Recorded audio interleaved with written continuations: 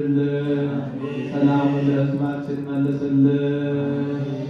ታመሙትን በየሆስፒታሉ በየቤታቸው ሆነው ለተኙትን የምሕረት አምላክ ሆይ የምሕረት እጅን ዘርግተህ ፈውስልን።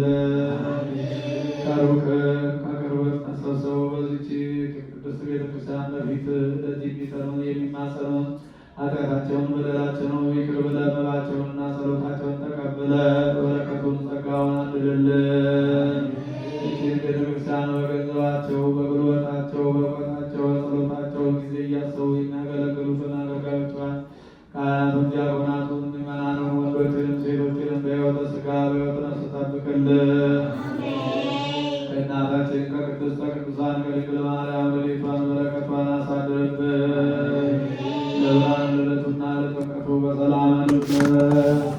በጻድቁ አባታችን አቡነ ሳሙኤል ከሊቀ መላኩ ከቅዱስ ሚካኤል ከጻድቁ አባታችን አቡነ አረጋዊ ከሰማዕቱ ከቅዱስ ጊዮርጊስ ረድኤት በረከት አሳትፈን በሰላም እንዳሳድርከን በሰላም አውለን።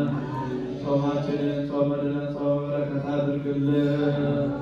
በእናትህ በቅድስት ድንግል ማርያም ስም ተማጽነናል። ማረን፣ ይቅር በለን፣ ራራልን። አቡነ ዘበሰማያት